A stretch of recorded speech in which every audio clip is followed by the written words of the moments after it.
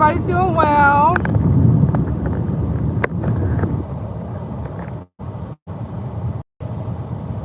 All right.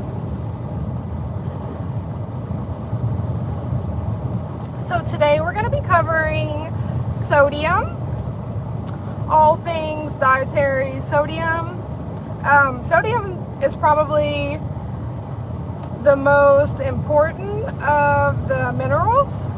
And if you're interested in any other type of vitamin or mineral, I do have lives that cover each individual one, like we're going to be doing today for sodium. So if you have any problem areas, you can always refer to those lives. But sodium is really salt. And most of our sodium intake comes from processed foods. It's more processed foods than anything that cause our sodium levels to be high. It does play essential roles in the body, so sodium is important. We just intake too much of it is the issue. It's important for maintaining fluid balance and blood volume, and then it also regulates acid base in the body and enables nerve impulses and muscle contractions. So it is essential. You do need approximately 500 milligrams a day to cover the essential roles that it plays, but that's easy to do. We usually consume way more sodium away from processed foods because it's everywhere. So it's just something to think about. We want to, like I said yesterday, we always want to reduce, try to make small steps, that will eventually make a big change, and sodium would be one of those areas. And then most adults consume around 3,300 milligrams a day, which is way over what we actually need. And then let's see what else I have. And if you do take sodium in excess, if you eat it in excess, it'll cause a rise in blood pressure, which we're all familiar with, and also it higher disease, stroke, everything like that, heart attacks, and then increased kidney disease, because your body has to filter through all of that stuff. So reducing your sodium, just even slightly, makes a huge difference on your heart health. So that's why doctors are so concerned with sodium, because it is in excess bad for your heart. So most of us are eating too much sodium, that's just a given. So if you think you are, you need to try to eliminate some processed foods, because it's really not coming from your salt shaker, it's coming from the additives and all of our processed foods, which is anything in a box. If it's in a box and it doesn't go bad within a few weeks or a month, then it's processed. And that'll be most things like our bread. That's something you wouldn't really think would have sodium in it, but it does. The US dietary guidelines for sodium are 2,300 milligrams a day. And that's pretty much across the board with all health recommendations, like the American Heart Association and the World Health Organization. Everyone is around the 2,000 to 2,300 milligrams a day. So that's a good reference point for you to have. That's very important. So you can kind of read the labels and know where you stand. And then only 10 to 15% comes from actual table salt. So that just kind of puts it into terms like it's not from the salt shaker, it's from the processed foods. And it can be anything like breads, rolls, most of the stuff in the bakery section, pizza, cold cuts, and cured meats. Uncured meats would be a better option if you're trying to lower your sodium intake. And then cheese and processed cheese, of course, condiments and sauces all have excess sodium. And then anything that's like prepackaged, like burrito or frozen pizza, that's going to be high in sodium as well. And then other items that can be high in sodium would be like pickles, olives, canned veggies. And with the canned veggies, what you can do is you can rinse them out of the can, and that'll take some of the sodium that is in the water that's in the veggies, in the canned veggies. So that's just something, easy little tip that you can do to reduce your sodium intake, is to rinse your canned veggies if that's what you use. I always recommend fresh produce if possible. I know it's not possible for everyone, but fresh produce is the best option. And if you don't have fresh produce, then you can do frozen is the second best option. You'll find that in the freezer section. You can find like frozen berries, frozen green beans. That'll be better than the stuff that's in the can. The canned stuff is heavily processed, so it has a longer shelf life.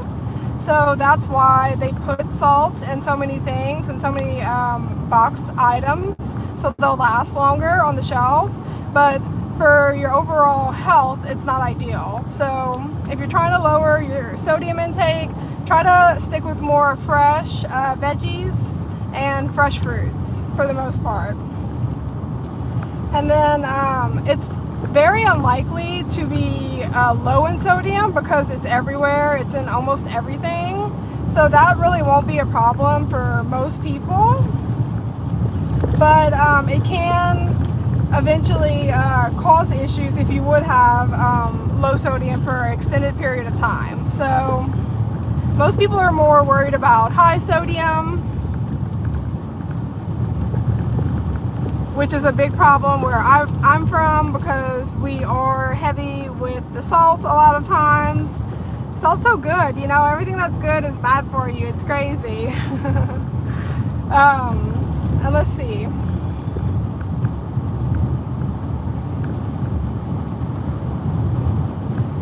Yeah, it could, just like I said, pose issues with your digestion and your heart. Also with muscle contractions, because it's essential for muscle contractions and stuff like that. So it could cause problems in that area. So it's always good, like a balanced diet is so important.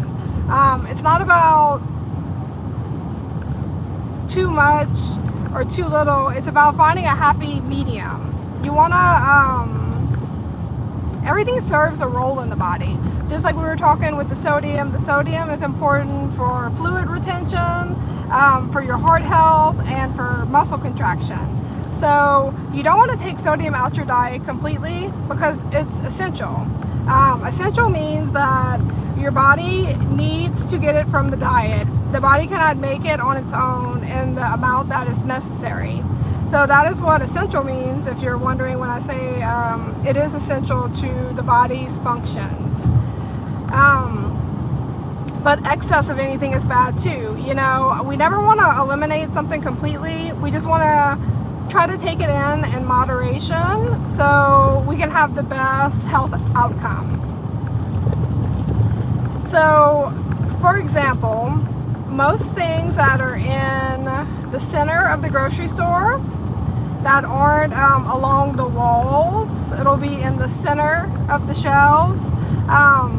That's going to be heavily processed stuff, because it's not being refrigerated and it has a long shelf life. So almost all of your snacks are processed. That's the bad news. You'll get a lot of sodium in chips, like little cakes, like I said, anything from the bakery, or Little Debbie.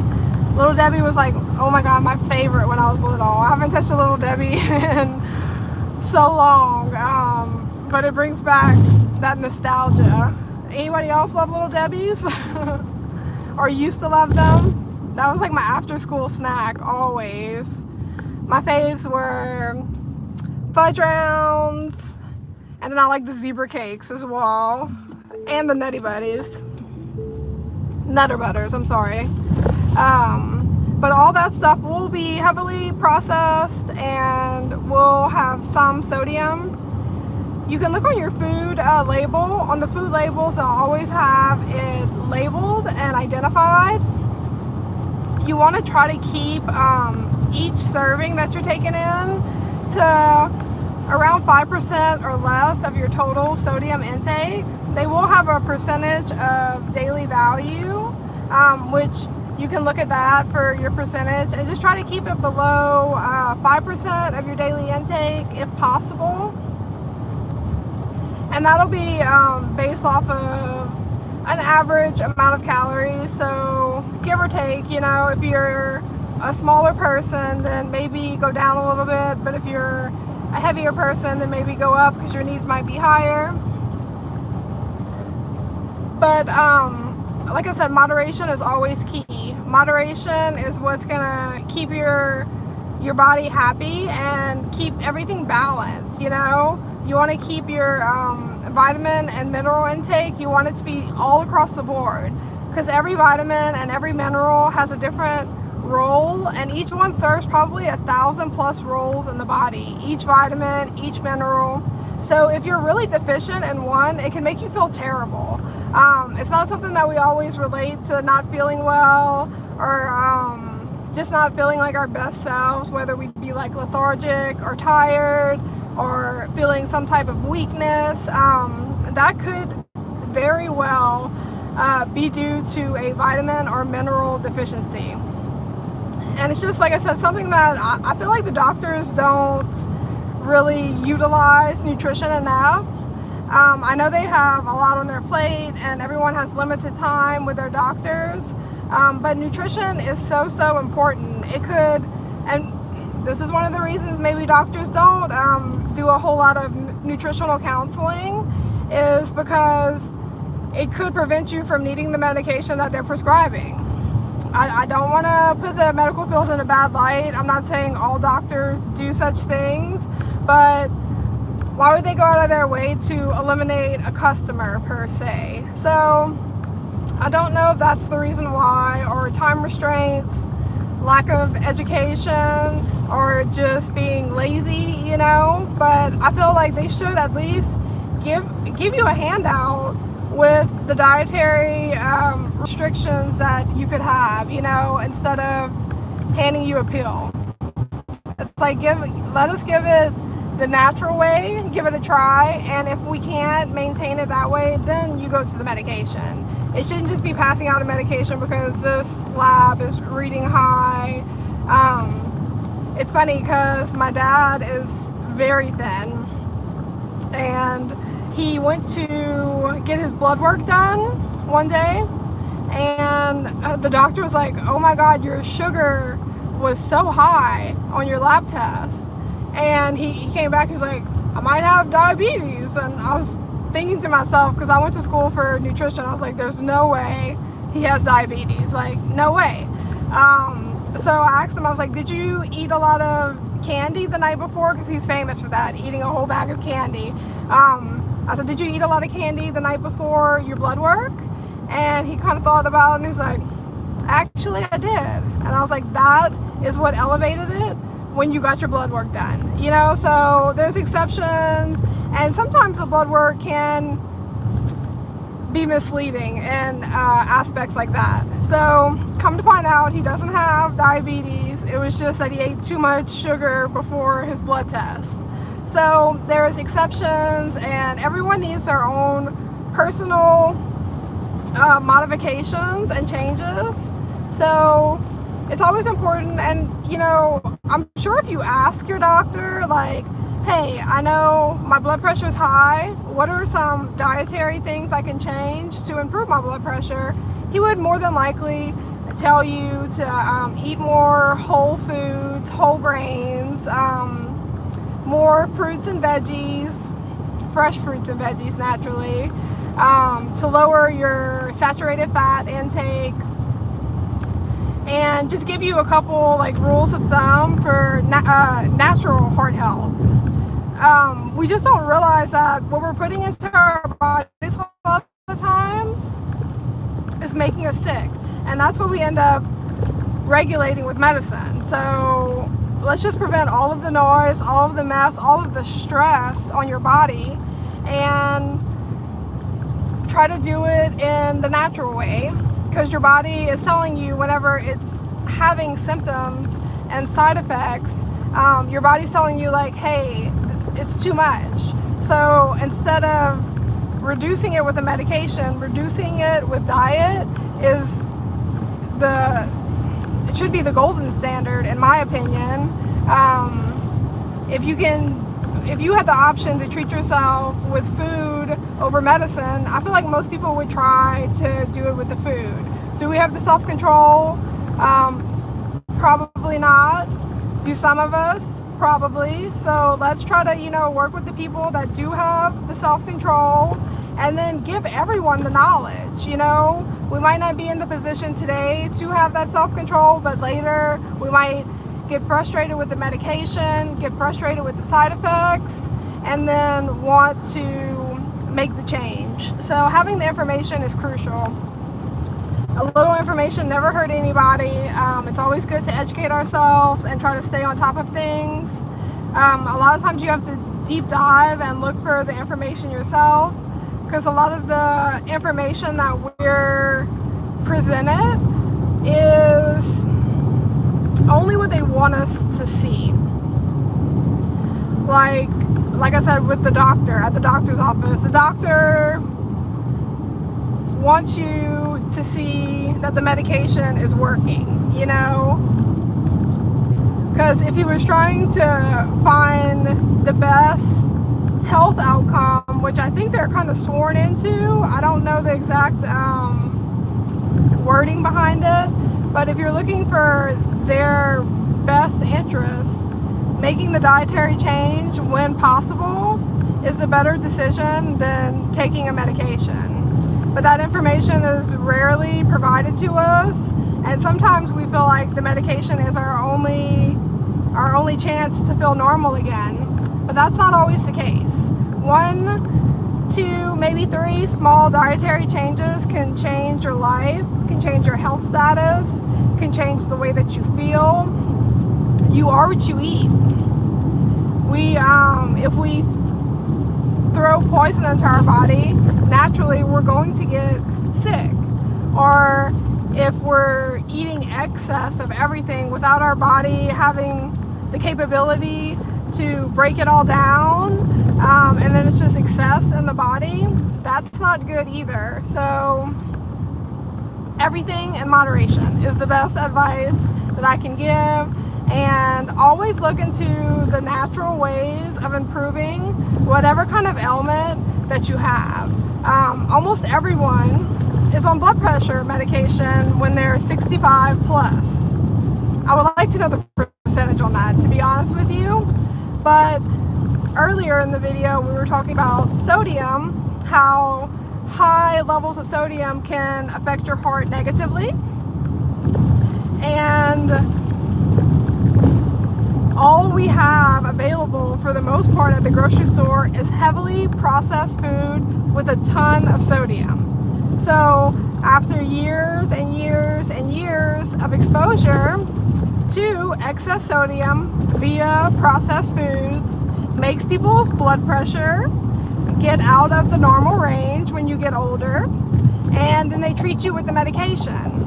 It's like, can we clean up our food, please? Like, that would be the ultimate goal, and I feel like everyone feels the same way. It's like, if the food has the excess sodium that is pretty much unavoidable, and that's all we have available to eat, and then the sodium is raising our blood pressure, causing us to have to take blood pressure medication, like, what are we doing? We're literally like running in a circle. And then you start having side effects from the medication, and then they're treating the side effect with another medication. It's just a long and windy road, when the simple solution would be a better dietary intake. I would say at least 60 to 70% of ailments can be reversed with a dietary change. That's never what you hear when you go to the doctor, but that is the truth, But thanks everyone for being here, and I just like to share this information with you guys, so you have the knowledge. Like I said, like the doctors, if a doctor tells you to make a dietary change today, you're probably not going to go home and be perfect. Like, that's just human nature to a certain extent, but we have to supply people with the knowledge so they have it if they do want to make a better decision.